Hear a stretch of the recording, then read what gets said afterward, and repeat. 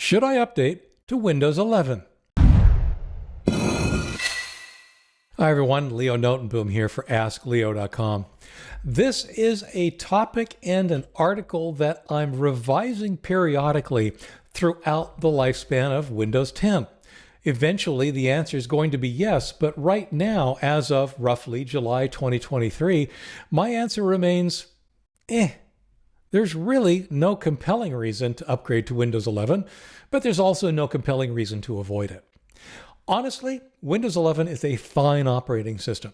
I'm using it daily on essentially all of my machines. It works. It's just fine. Yes, there are some things that people find annoying that have changed, right? The taskbar, the start menu probably being the most notable one.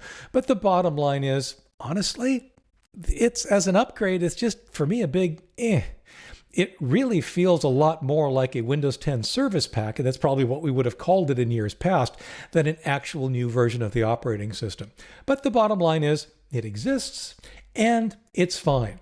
Now, there are additional requirements, and I suspect that that's the real reason why it's Windows 11 and not a service pack or a version of Windows 10. They have added these additional requirements specifically about the TPM and some of the CPUs that will support Windows 11. That's probably been the most controversial and for many people the most frustrating, as they find that their system doesn't meet the requirements.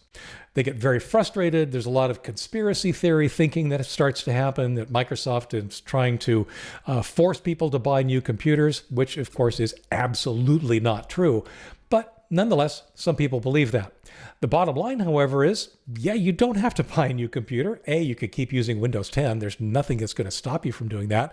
And B, interestingly enough, I recently posted an article that actually includes a documented workaround, in other words, documented by Microsoft, to relax the requirements of the Windows 11 setup.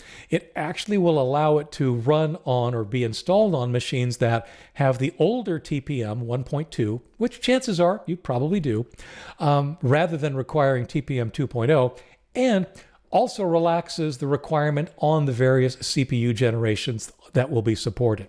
That is, like I said, supported, documented by Microsoft as ways for you to be able to install Windows 11 on machines that might not otherwise technically be supported.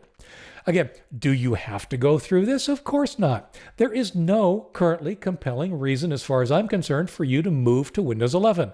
Keep using Windows 10 if you're happy with it. Seriously, it's a fine operating system as well. The other thing, though, that I will say is that if you get a new machine, and of course, all new machines right now are coming with Windows 11, don't panic. Use Windows 11. Stick with Windows 11. Again, as I said, it's a fine operating system. It does everything Windows 10 did, for the most part. And it's just one of those things where there's a lot of hoopla around it that honestly is unwarranted. So you'll find a few user interface changes, but other than that, it's the same Windows that you've been using for several years.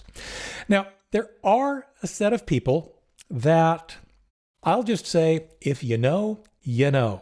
By that, I mean there are folks such as myself that, yeah, we kind of need to play with Windows 11. We kind of need to understand Windows 11. There are requirements that are forcing us to move to Windows 11. That's fine.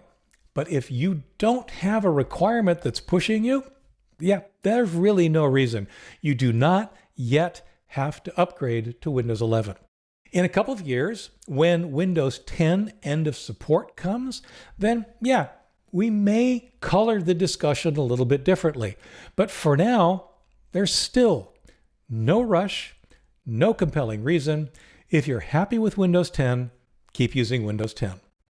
For updates, for comments, for more updates as they happen, visit askleo.com/135037. I'm Leo Notenboom, and this is askleo.com. Thanks for watching.